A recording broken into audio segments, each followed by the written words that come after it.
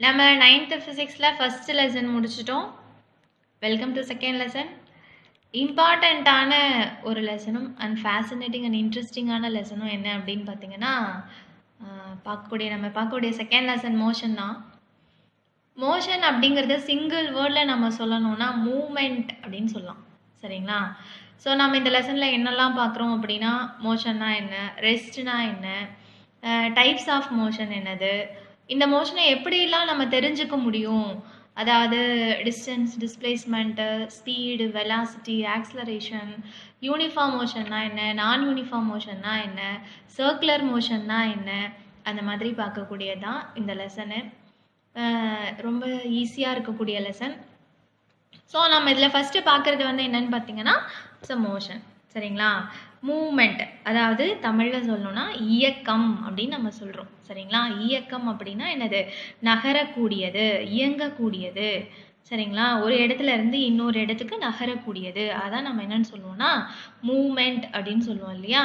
So one body change the position with respect to time and surroundings. அது வந்து ஒரு பொருள் வந்து காலத்தை பொறுத்து, சுற்றி இருக்கக்கூடிய சூழ்நிலைகளை பொறுத்து மாறக்கூடிய ஒன்று, தன்னுடைய நிலையை மாற்றிக்கக்கூடிய ஒன்று தான் நம்ம என்ன சொல்கிறோம் அப்படின்னா மோஷன், இயக்கம் அப்படின்னு சொல்கிறோம். சரிங்களா? ஸோ இந்த மோஷன், இயக்கம் அப்படிங்கிறது சார்புடையது அப்படின்றாங்க. சரிங்களா? எல்லாமே எவ்ரிதிங் இஸ் மோஷன். நம்ம எர்த்தே வந்து என்னவாயிட்டு இருக்கு? எர்த் ரொட்டேட் த சன் இல்லையா? So earth rotate about an axis also revolve around the sun. பூமியானது தன்னைத்தானே சுற்றி கொண்டு சூரியனையும் சுற்றி வருகிறது. நம்ம இங்கே வந்து சாதாரணமாக பார்க்கக்கூடிய பொருள்கள், ஆப்ஜெக்ட்ஸ் எல்லாமே வந்து ரெஸ்ட்டில் இருக்கிற மாதிரி, இயங்காத மாதிரி இருந்தாலுமே, ஆனால் அது எல்லாமே எப்படி தான் இருக்குது அப்படின்னா மூவிங்கில் தான் இருக்குது. ஏன்னா எர்த் வந்து என்னவாயிட்டிருக்கு? மூவ் ஆகிட்டுருக்கு. சரிங்களா? ஸோ இது நம்ம வந்து ஈஸியாக மோஷன் அப்படின்ற ஒரு வேர்டில் முடிக்க முடியாது. இது வந்து என்ன சொல்கிறாங்கன்னா, கம்பேர் பண்ணாதான் ஒரு ஆப்ஜெக்ட் வந்து மூவிங்கில் இருக்கா, ரெஸ்ட்டில் இருக்கா அப்படின்னு நம்மளால தெரிஞ்சுக்க முடியும். ஸோ அப்போ motion is a relative phenomenon அப்படின்றாங்க. ரிலேட்டிவ், சார்புடையது, ஒன்றை ஒன்று சார்ந்தது அப்படிங்கிறதான் வந்துட்டு மோஷன். அதாவது ரிலேட்டிவ், என்ன சொல்கிறாங்க? Relative phenomena. சரிங்களா? சரி, இதுக்கான எக்ஸாம்பிள் என்ன அப்படின்னு பார்த்தோன்னா, எக்ஸாம்பிள் 1, ஒரு பஸ் இருக்குது. இந்த பஸ் வந்து மூவிங் ஆன் த ரோட், இப்படி ஸ்ட்ரெயிட் லைனில் போயிட்டுருக்கு. சரியா? இல்லை நிறைய பேசஞ்சர்ஸ் வந்து ட்ராவல் பண்ணிகிட்டு இருக்காங்க. நம்ம வந்து ஒரு 2 பேசஞ்சர்ஸ் வந்து நம்ம கன்சிடர் பண்ணுவோம். இவங்க வந்து ஏ, இவங்க வந்து பின்னு வச்சுக்கலாம். பட் இவங்க 2 பேரும் பஸ்ஸில் எப்படி தான் இருக்கிறாங்க அப்படின்னா, சீட்டில் உட்காந்துட்டு போயிட்டுருக்காங்க. பஸ்ஸு மூவிங்கில் இருக்குது. ஸோ இவங்களும் எப்படி தான் இருக்காங்க? மூவிங்கில் தான் இருக்கிறாங்க இல்லையா? ஆனால் இந்த ஏபியை கம்பேர் பண்ணும்போது பி சொல்லுவான் ஏ வந்து ரெஸ்ட்டில் இருக்கான், ஏன்னா நகரில். ஏ சொல்லுவான் பி வந்து ரெஸ்ட்டில் இருக்கான், ஏன்னா அவனும் நகரில் இல்லையா? 2 பேரும் பக்கத்தில் உட்காண்ட்ருக்கிறதுனால அவங்களுடைய பொசிஷன் வந்து மாறலை. அப்போ இந்த இடத்துல இவங்க வந்து என்னவாகலை? இடம் விட்டு இடம் நகரலை. அப்படிங்கிறதுனால இவங்க 2 பேரும் ரெஸ்ட்டில் இருக்காங்க அப்படின்னு நம்ம எடுத்துக்கிறோம். சரிங்களா? அதுவே வந்து ஒரு பஸ் ஸ்டாப்பில் உங்கள் ஃப்ரெண்டு இருக்காங்க. இந்த ஃப்ரெண்டு வந்து பஸ் ஸ்டாப்பில் நின்றுட்டுருக்காங்க. ஆனால் பஸ்ஸு வந்து என்னவாயிட்டிருக்கு? மூவ் ஆகிட்டுருக்கு. அப்போது உங்கள் ஃப்ரெண்டை கம்பேர் பண்ணும் பொழுது இவங்க 2 பேரும் எப்படி இருக்காங்க அப்படின்னா மூவிங்கில் இருக்காங்க. சரியா? ஸோ அப்போது நம்ம பார்க்கக்கூடிய இடம் ஒரு point of reference, frame of ரெஃபரன்ஸில் இருந்து மூவிங்காக ரெஸ்டாக அப்படிங்கிறது என்னவாகுது? டிஃபர் ஆகுது. ஒருத்தருக்கு மூவிங்காக தெரிகிறது, இன்னொருத்தருக்கு எப்படி தெரியுது? ரெஸ்டாக தெரியுது. ஸோ அப்போ இந்த இடத்துல இது வந்து ரிலேட்டிவ் அப்படின்றாங்க. சரிங்களா? அப்சர்வரை பொறுத்து, பார்க்கக்கூடியவங்களை பொறுத்து என்னவாகுது? மாறுது. ஏவை கம்பேர் பண்ணால் பி ரெஸ்ட்டில் இருக்காங்க. அதே உங்கள் ஃப்ரெண்டை கம்பேர் பண்ணால் ஏபி 2 பேருமே எப்படி இருக்காங்க? மூவிங்கில் இருக்காங்க. ஸோ அதே நம்ம பஸ்ஸில் போயிட்டுருக்கோம், நிறைய ட்ரீஸ்லாம் இருக்கும் இல்லையா? அந்த ட்ரீஸ்லாம் நமக்கு பார்க்குறதுக்கு எப்படி தெரியும்? ஃபாஸ்ட்டாக நம்மளேருந்து பேக்வேர்ட்ஸில் போகிற மாதிரி இருக்கும் இல்லையா? போயிட்டுருக்க நமக்கு ட்ரீஸ் வந்து எப்படி இருக்குது? மூவிங்கில் இருக்குது. பட் நின்றுட்டு இருக்கக்கூடியவங்களுக்கு ட்ரீ வந்து எப்படி இருக்கும்? ரெஸ்ட்டில் இருக்கும். சரியா? ஸோ அப்போ சிம்பிளாக வந்து மூவிங் அப்படின்னா, ஸோ மூமெண்ட் அப்படின்னா மோஷன். பாடி வந்து change the position depends on time or surroundings. சரிங்களா? இப்ப இடத்த விட்டு நகரவே இல்ல. அப்படின்னா அப்ப என்ன அர்த்தம்? ரெஸ்ட்ல இருக்கு. சரியா? ஒரு ஆப்ஜெக்ட் வந்து அதனுடைய பொசிஷன மாத்திக்காம ஒரே இடத்துல இருக்கு அப்படின்னா, நம்ம அத வந்து என்ன சொல்றோம்னா, ரெஸ்ட்ல இருக்கு. For example book on the table. ஒரு புக் டேபிள் மேல புக் இருக்கு அப்படின்னு வைங்க. அது எப்படி தான் இருக்கும்? ரெஸ்ட்ல தான் இருக்கு. நகருமா? யாராவது ஒருத்தங்க ஏதாவது ஒரு ஃபோர்ஸ் குடுக்குற வரைக்கும் அது என்னவாகாது? நகராது. அதனால அது ஓய்வு நிலையில இருக்கு அப்படின்னு அர்த்தம். சரிங்களா? ஸோ இதுல இன்னும் எக்ஸாம்பிள் சொல்லலாம். என்ன சொல்லலாம் அப்படின்னு பார்த்தீங்கன்னா, நம்ம வந்து சரி நம்ம ஊர்ல இருக்கோம். நம்ம தமிழ்நாட்டுல இருக்கோம் அப்படின்னு வச்சுக்கோங்க. நமக்கு வந்து டே டைம் இல்லையா? நம்ம என்ன சொல்றோம்னா, மார்னிங் அப்படின்னு நான் சொல்றேன். சரியா? அதுவே என்னோட ஃப்ரெண்டு, ரிலேட்டிவ்ஸ் வந்துட்டு யுஎஸ்ல இருக்காங்க அல்லது யுகேல இருக்காங்க அப்படின்னு வச்சுக்கோங்க. அவங்களுக்கு வந்து என்ன டைமா இருக்கும்? நைட் டைமா இருக்கும். அப்ப யார் சொல்றது கரெக்ட்? நான் மார்னிங்னு சொல்றேன். அவங்க நைட்டுன்னு சொல்றாங்க. அப்புறம் எது கரெக்ட்டு? 2 பேர் சொல்றதும் கரெக்ட் தான். இல்லையா? ஸோ இங்க டே அண்ட் நைட் அப்படிங்கிறது ரிலேட்டிவ். சரிங்களா? ஸோ அடுத்தது என்ன சொல்லலாம் அப்படின்னா, ஒரு ஒரு ஸ்டிக் எடுத்துக்கலாம். இதை வந்து ஸ்டிக் 1ன்னு வச்சுக்கோங்க. இது வந்து ஸ்டிக் 2ன்னு வச்சுக்கோங்க.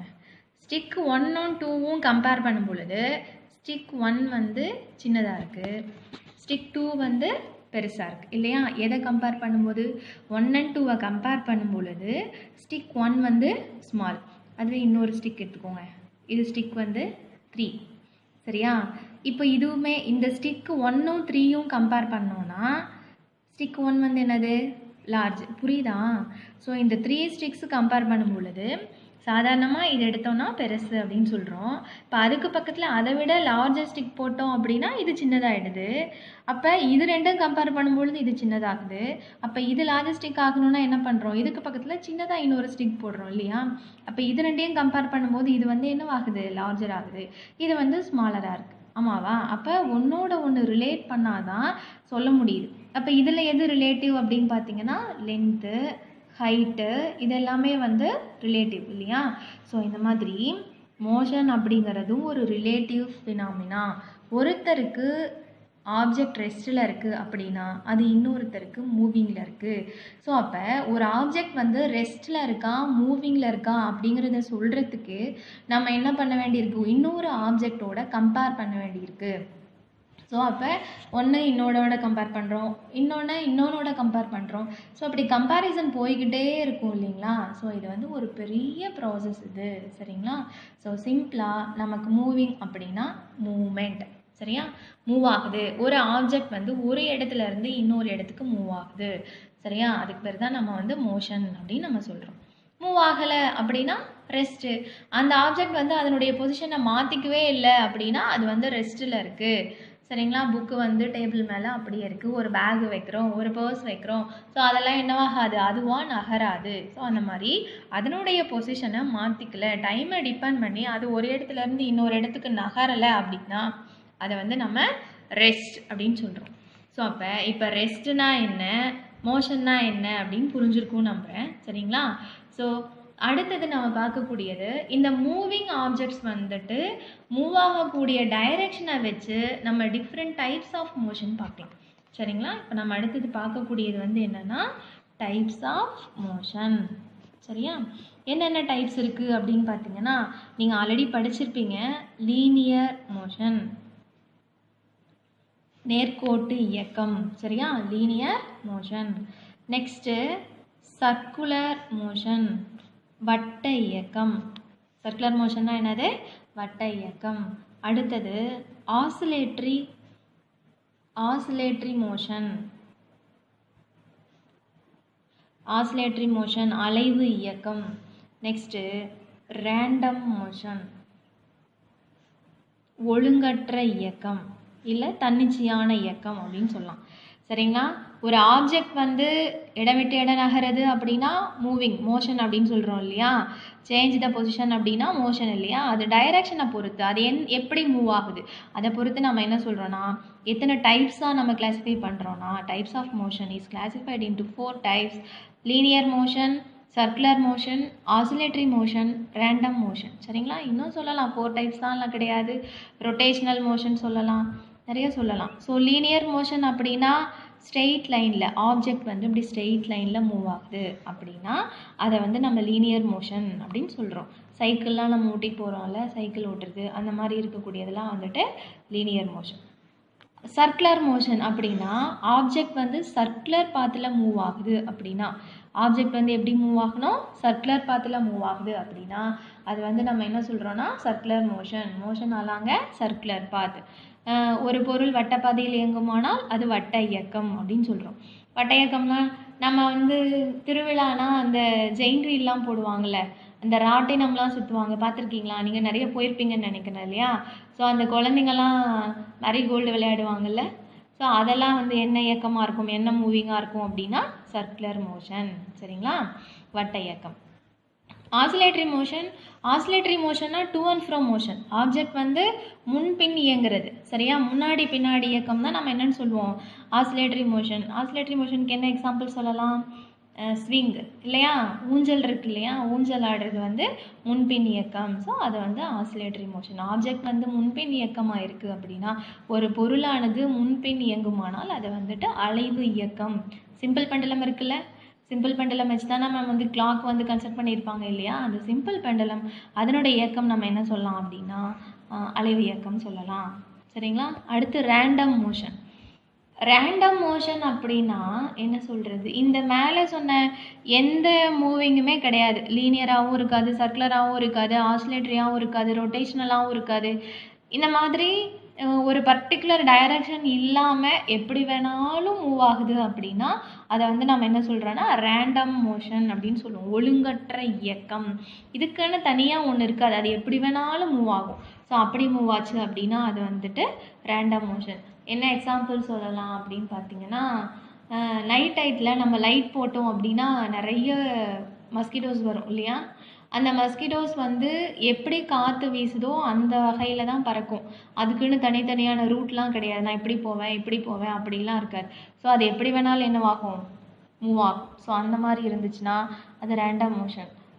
புகை வருது இல்லையா, விறகுலேருந்து அடுப்புலேருந்து புகை வரும்ல, அந்த புகைக்கு வந்து பர்டிகுலர் டைரக்ஷன் கிடையாது. ஸோ அந்த மாதிரி இருந்துச்சு அப்படின்னா அதை வந்து நம்ம என்ன சொல்கிறோன்னா ரேண்டம் மோஷன் அப்படின்னு சொல்கிறோம். சரிங்களா? ஸோ அப்போ ஆப்ஜெக்ட் வந்து மூவ் ஆகுதுன்னா அது மோஷன், மூவ் ஆகலை அப்படின்னா ரெஸ்ட்டு. ஸோ என்ன டைரக்ஷனில் மூவ் ஆகுதோ அதை டிபெண்ட் ஒவ்வொன்றும் ஒவ்வொரு டைப்ஸ் ஆஃப் மோஷன் இல்லையா. அதே ஃபேன் எடுத்துக்கிட்டிங்கன்னா ரொட்டேஷ்னல் மோஷன், ஏன்னா ஒரு ஆக்சிஸை வச்சுக்கிட்டு ரொட்டேட் ஆகுது. லீனியர் மோஷன் அப்படின்னா ஸ்ட்ரெயிட் லைனில் மூவ் ஆகிறது. சர்க்குலர் மோஷன்னா சர்க்குலர் பாத்தில் வட்டப்பாதையில் இயங்குறது. ஆசிலேட்டரி மோஷன்னா முன்பின் இயக்கம், டு அண்ட் ஃப்ரோ மோஷன். அடுத்தது ரேண்டம் மோஷன் அப்படின்னா இந்த எந்த டைரக்ஷன்லையும் இல்லாமல் எப்படி வேணாலும் மூவ் ஆகுது அப்படின்னா அதை வந்து நம்ம என்ன சொல்கிறோன்னா ரேண்டம் மோஷன். ஸோ இதுக்கு முன்னாடி டாபிக் கொடுத்துருப்பாங்க நம்ம புக்கில், யூனிஃபார்ம் மோஷன், நான் யூனிஃபார்ம் மோஷன். நீங்கள் டிஸ்டன்ஸ் டிஸ்பிளேஸ்மெண்ட்னா என்னன்னு தெரிஞ்சுக்கிட்டு அதுக்கப்புறம் அது படிக்க ஈஸியாக இருக்கும். ஸோ அதனால் நம்ம டிஸ்டன்ஸ்னால் ஃபஸ்ட்டு என்னன்னு பார்த்துடலாம். நம்ம வழக்கமாக சொல்லக்கூடிய வேர்ட் தான் எவ்வளோ டிஸ்டன்ஸ். நம்ம வீட்டில் இருந்து ஸ்கூலுக்கு எவ்வளோ டிஸ்டன்ஸ் இருக்குது, ஸ்கூல்லேருந்து வீட்டுக்கு வந்து எவ்வளோ டிஸ்டன்ஸ் இருக்குது அப்படின்னு சொல்லிட்டு நம்ம இது ஆஸ் யூஷுவல் ரெகுலர் லைஃப்பில் நம்ம யூஸ் பண்ணக்கூடிய வேர்டு தான் வந்து டிஸ்டன்ஸ் இல்லைங்களா. அப்போ டிஸ்டன்ஸ்னால் என்ன அப்படின்னு பார்த்தோம்னா லென்த்து. சரிங்களா? Length only covered, not direction. டைரக்ஷனை டிபெண்ட் பண்ணி இல்லாமல் லென்த்தை மட்டும் கவர் பண்ணுது, டோட்டல் பாத் அதை மட்டும் கவர் பண்ணுதுன்னா அதை வந்து நம்ம டிஸ்டன்ஸ் அப்படின்னு சொல்கிறோம். சரிங்களா? இப்போது இப்படி வச்சுக்கலாம், என்ன சொல்கிறது, இப்படி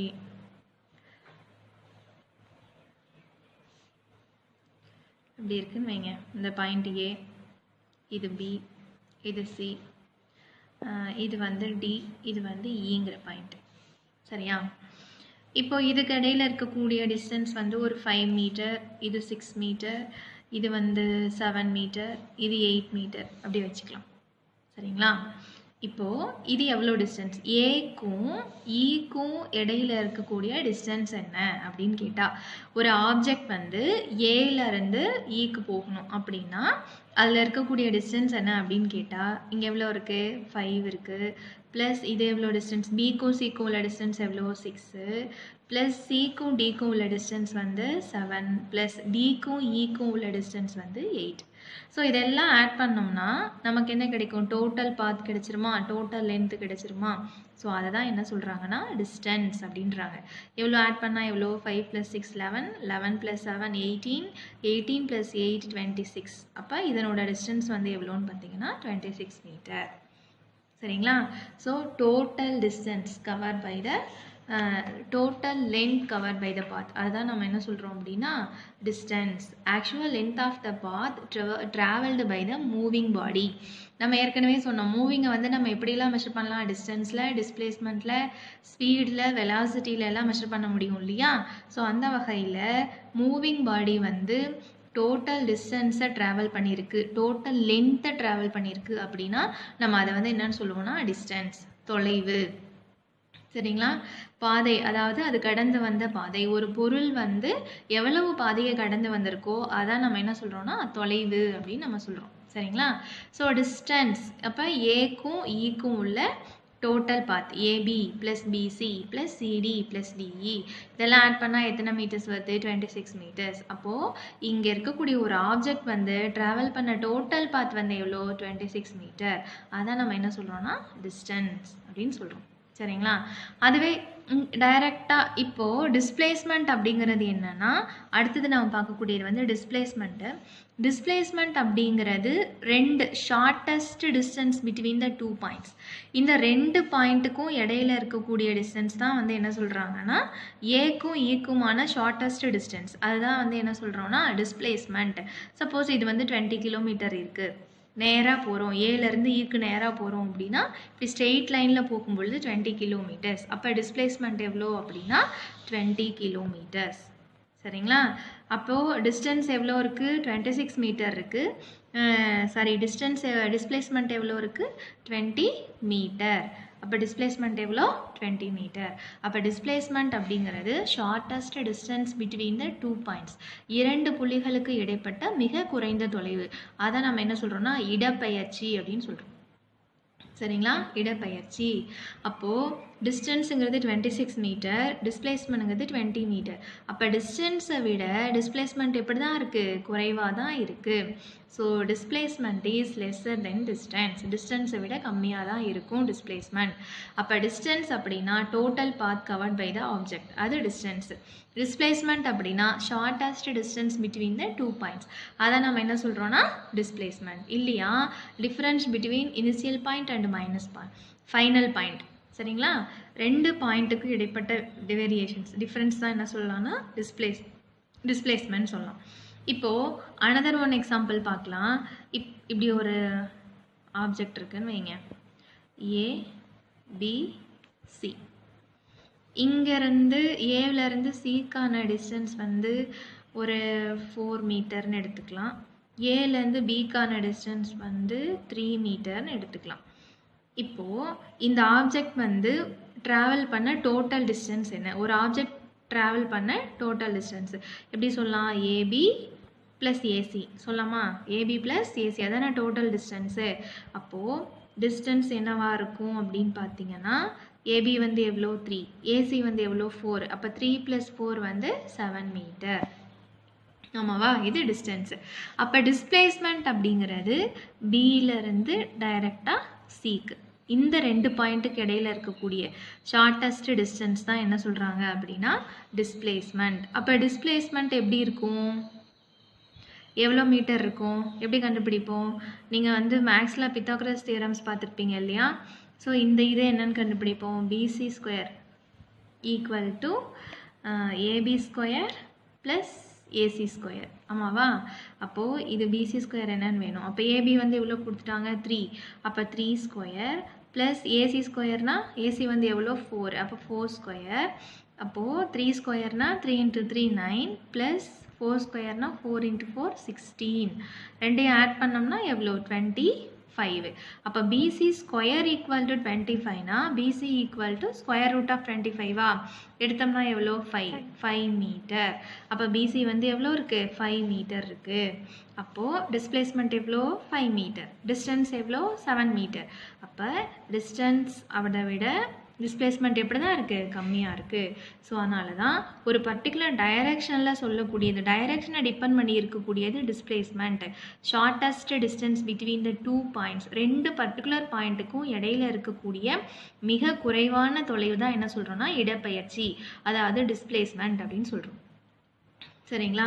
அதுவே வந்து இப்போ சர்க்குலர் பாத் போகிறோம் அப்படின்னு வைங்க. இப்போ ஒரு ஆப்ஜெக்ட் வந்து இப்படி சர்க்குலர் பாத்தில் மூவ் ஆகிட்டுருக்கு அப்படின்னா இதனுடைய டிஸ்டன்ஸ் வந்து ஒரு 14 மீட்டர் அல்லது 14 கிலோமீட்டர் எடுத்துக்கிறோன்னு வைங்க.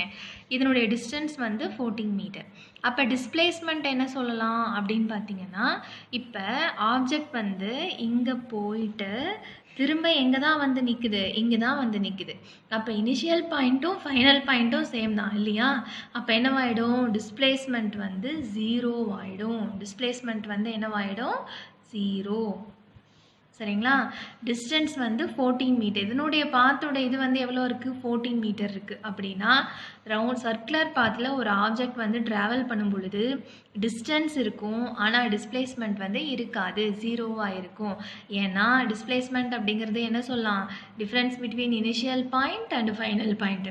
இனிஷியல் பாயிண்ட்டும் இதுதான், ஃபைனல் பாயிண்ட்டும் இதுதான். ஸோ அப்போ ரெண்டும் சேமாக இருந்துச்சுன்னா என்னவாயிடும் 0 ஆகிடுமா? ஸோ அப்போ டிஸ்பிளேஸ்மெண்ட் வந்து 0. அப்போ டிஸ்டன்ஸ் வந்து 0வாக இருக்காது, டிஸ்பிளேஸ்மெண்ட் வந்து என்னவாக இருக்கும் 0வாக தான் இருக்கும். எதில் ஒரு ஆப்ஜெக்ட் வந்து சர்க்குலர் பாத்தில் மூவ் ஆகுது அப்படின்னா. இப்போது ஒரு கார் வந்து மூவ் ஆகிட்டுருக்குதுன்னு வைங்க. ஒரு கார் போயிட்டுருக்குது. ஸோ இங்கே வந்து ஏங்கிற பாயிண்ட்லேருந்து பிங்கிற பாயிண்ட்டுக்கு போகுது. சரிங்களா? ஏங்கிற பாயிண்ட்லேருந்து பிங்கிற பாயிண்ட்டுக்கு போகுது. எவ்வளோ டிஸ்டன்ஸ் அப்படின்னா 10 மீட்டர். அப்போது இந்த கார் வந்து ஏங்கிற பாயிண்ட்லேருந்து போயிட்டு திரும்ப பிங்கிற பாயிண்ட்டை ரீச் பண்ணிட்டு திரும்ப எங்கே வருது, ஏங்கிற பாயிண்ட்டுக்கு வந்துடுது. அப்படின்னா இதனுடைய டிஸ்டன்ஸ் என்னவா இருக்கும் அப்படின்னு பார்த்தீங்கன்னா, போகும் பொழுது எவ்வளோ 10 மீட்டரா, திரும்ப வரும் பொழுது எவ்வளோ 10 மீட்டரா. அப்போ இதனுடைய டிஸ்டன்ஸ் வந்து என்னது அப்படின்னு பார்த்தீங்கன்னா 20 மீட்டர். டிஸ்டன்ஸ் வந்து என்னது 20 மீட்டர். அப்போ இதனோட டிஸ்பிளேஸ்மெண்ட் என்னது, இனிஷியல் பாயிண்ட் மைனஸ் ஃபைனல் பாயிண்ட்டா. இங்கே போகும் பொழுது என்னது 10ஆ, திரும்ப வரும் பொழுது எவ்வளோ மீட்டர் 10 மீட்டர்ஸா. அப்போ டிஸ்பிளேஸ்மெண்ட் வந்து என்னவாயிடுது 0 ஆகிடுது. எப்படி, இது வந்து ஏ டு பிக்கு போகும்போது டைரக்ஷன் வந்து ப்ளஸ்ஸு, அதே பியிலேருந்து ஏக்கு வரும்பொழுது டைரக்ஷன் வந்து மைனஸு. அப்போ 10 மைனஸ் 10 ஈக்குவல் டு எவ்வளோ 0 மீட்டர். அப்போ டிஸ்பிளேஸ்மெண்ட் வந்து என்னது 0 மீட்டர். அப்போ டிஸ்டன்ஸ் வந்து என்னவாகாது 0 ஆகாது, டிஸ்பிளேஸ்மெண்ட் என்னவாகும் 0 ஆகுது. ஏன்னா இதுக்கு நெகட்டிவ் குவான்டிட்டி உண்டு. டிஸ்பிளேஸ்மெண்ட்டுக்கு வந்து என்ன உண்டு, நெகட்டிவ் குவான்டிட்டி. இப்படி போச்சுன்னா ஏ டு பினா ப்ளஸ்ஸு, அதுவே சேம் டைரெக்ஷனில் திரும்பி வருதுன்னா ஆப்போசிட் டைரெக்ஷன் ஆகிடுதா. அப்போது மைனஸ், ஏபினா ப்ளஸ்ஸு பிஏனா மைனஸ். அப்போ +10 - 10 என்னவாயிடும் 0 ஆகிடும். அப்போது ஒரு பர்டிகுலர் டைரெக்ஷனில் 2 பாயிண்ட்டுக்கு இடையில் இருக்கக்கூடிய ஷார்ட்டஸ்ட் டிஸ்டன்ஸ் என்ன சொல்கிறோம் அப்படின்னா டிஸ்பிளேஸ்மெண்ட் அப்படின்னு சொல்கிறோம். அப்போது டிஸ்டன்ஸுக்கும் டிஸ்பிளேஸ்மெண்ட்டுக்கும் உள்ள டிஃப்ரென்ஸ் என்ன அப்படின்னு பார்த்தோன்னா, டிஸ்டன்ஸ் அப்படின்னா டோட்டல் லென்த்தை கவர் பண்ணுறது, டிஸ்பிளேஸ்மெண்ட் அப்படின்னா shortest distance between the 2 points. சரிங்களா? டிஸ்டன்ஸ் அப்படிங்கிறது ஸ்கேலார் குவான்டிட்டி, டிஸ்பிளேஸ்மெண்ட் அப்படிங்கிறது வெக்டார் குவான்டிட்டி. டிஸ்டன்ஸுக்கு வந்து நெகட்டிவ் பாயிண்ட்ஸ் கிடையாது, நெகட்டிவ் வேல்யூஸ் கிடையாது. டிஸ்பிளேஸ்மெண்ட்டுக்கு வந்து நெகட்டிவ் வேல்யூ உண்டு. இதில் நம்ம பார்த்தோம் டிஸ்டன்ஸ்னால் வந்து என்ன சொன்னோம், டிஸ்டன்ஸ் அப்படிங்கிறது ஸ்கேலார் குவான்டிட்டி. இப்போ இதுக்கான வேரியேஷன்ஸ் பார்த்துருவோம். Distance, displacement. டிஸ்டன்ஸ் அப்படிங்கிறது என்ன குவான்டிட்டி, ஸ்கேலார் குவான்டிட்டி. டிஸ்பிளேஸ்மெண்ட் அப்படிங்கிறது என்ன குவான்டிட்டி, வெக்டார் குவான்டிட்டி. இப்போ நமக்கு தெரியணும்ல ஸ்கேலார்னால் என்ன, வெக்டார்னா என்ன அப்படின்னு சொல்லிட்டு. ஸ்கேலார் அப்படின்னா மேக்னிடியூடு மட்டும் இருக்குது அப்படின்னா, சரியா, ஒரு குவான்டிட்டிக்கு மேக்னிடியூடு மட்டும் இருக்குது அப்படின்னா அதை வந்து நம்ம என்ன சொல்கிறோன்னா scalar quantity. Having magnitude only is called scalar quantity. மேக்னிடியூட்னா என்ன, ஜஸ்ட் நியூமரிக்கல் நம்பர்ஸ் அவ்வளோதான். இப்போ இது வந்து எவ்வளோ டிஸ்டன்ஸ் இருக்குது, 20 மீட்டர்ஸ் இருக்குது. அப்போ இங்கே 20ங்கிறது வந்து என்னது, மேக்னிடியூடு. இங்கே சியிலேருந்து டிக்கு எவ்வளோ டிஸ்டன்ஸ் இருக்குது, 7 மீட்டர் இருக்குது. அப்போ 7 அப்படிங்கிறது என்னது, மேக்னிடியூடு. அந்த நியூமரிக்கல் வேல்யூவை சொல்லக்கூடியதான் என்ன சொல்கிறோன்னா நம்ம வந்துட்டு மேக்னிடியூட் அப்படின்னு சொல்கிறோம். சரிங்களா? இப்போது இதுக்கு டைரக்ஷன் கிடையாது. நம்ம சொன்னோம் இல்லையா, டிஸ்டன்ஸ் அப்படின்னா அது எந்த டைரக்ஷனில் வேணாலும் மூவ் ஆகலாம். அது வந்து ட்ராவல் பண்ண டோட்டல் லென்த்தை மட்டும் கவர் பண்ணுது அப்படின்னா அது டிஸ்டன்ஸு. ஆனால் டிஸ்பிளேஸ்மெண்ட் அப்படி கிடையாது. பர்டிகுலர் டைரக்ஷன் இருக்குது சொன்னோம் இல்லையா, ரெண்டு பாயிண்ட்ஸுக்கு இடையில் இருக்கக்கூடிய பர்டிகுலர் டிஸ்டன்ஸ், அதை தான் நம்ம என்ன சொல்கிறோம் அப்படின்னா டிஸ்பிளேஸ்மெண்ட்டுன்னு சொன்னோம். அப்போது இந்த லென்த் வந்து எதை டிபெண்ட் பண்ணியிருக்கு, டைரக்ஷனை டிபெண்ட் பண்ணியிருக்கு. ஸோ டைரக்ஷனை டிபெண்ட் பண்ணியிருந்தால் அதை வந்து நம்ம என்ன சொல்லுவோம்னா வெக்டார் குவான்டிட்டி. எந்தெந்த குவான்டிட்டிஸ்க்கெல்லாம் மேக்னிடியூட் ப்ளஸ் டைரக்ஷன், மேக்னிடியூடும் இருக்கணும், அதோட என்ன இருக்கணும், டைரக்ஷனும் இருக்கணும். ஸோ அதை தான் நம்ம என்ன சொல்கிறோம் அப்படின்னா வெக்டார் குவான்டிட்டிஸ் அப்படின்னு சொல்கிறோம். ஸோ ஸ்கேலர்னா என்ன, வெக்டார்னா என்னன்னு தெரிஞ்சுக்கோங்க. மேக்னிடியூடு மட்டும் இருந்துச்சுன்னா அது ஸ்கேலார் குவான்டிட்டி, மேக்னிடியூடும் டைரக்ஷனும் இருந்துச்சு அப்படின்னா அது வந்து வெக்டார் குவான்டிட்டி. சரிங்களா? ஸோ டிஸ்டன்ஸும் சரி டிஸ்பிளேஸ்மெண்ட்டும் சரி both are denoted by the letter S. எந்த லெட்டரில் தான் டினோட் பண்ணுறாங்க, எஸ் அப்படிங்கிற லெட்டரில். இதனுடைய எஸ்ஐ யூனிட் என்ன, டிஸ்டன்ஸ்னாலும் லென்த்து தான், டிஸ்பிளேஸ்மெண்ட்னாலும் லென்த்து தான் காமனாக பார்த்தீங்கன்னா. ஸோ அதோட எஸ்ஐ யூனிட் வந்து என்னன்னு பார்த்தீங்கன்னா மீட்டர். த டிஸ்டன்ஸ் அண்ட் டிஸ்பிளேஸ்மெண்ட்டோட எஸ்ஐ யூனிட்ஸ் வந்து என்னது, மீட்டர். சரியா? புரியுதா? டிஸ்டன்ஸ்னா என்ன, டிஸ்பிளேஸ்மெண்ட்னா என்ன. தொலைவு, இடப்பெயர்ச்சி. தொலைவுனா கடந்து வந்த பாதையினுடைய நீளத்தை மட்டும் சொல்கிறது தொலைவு. சரியா? இரண்டு புள்ளிகளுக்கு இடைப்பட்ட ஷார்ட்டஸ்ட், மிகவும் குறைவான தொலைவை சொல்லக்கூடியது, ஒரு பர்டிகுலர் டைரக்ஷனில் சொல்லக்கூடியது என்னது, இடப்பெயர்ச்சி. இது வந்து ஸ்கேலார் அளவு, டிஸ்பிளேஸ்மெண்ட் அதாவது இடப்பெயர்ச்சிங்கிறது வெக்டார் அளவு. சரிங்களா? இதனோட டிஃப்ரென்சியேஷன்ஸ் ரொம்ப இம்பார்ட்டண்ட். டிஸ்டன்ஸ்னா என்ன, டிஸ்பிளேஸ்மெண்ட்னா என்ன அப்படின்னு புரிஞ்சிருக்கும்னு நினைக்கிறேன். புரியலன்னா கால் பண்ணுங்கள். ரிமைனிங் நெக்ஸ்ட் கிளாஸில் பார்ப்போம். தேங்க்யூ.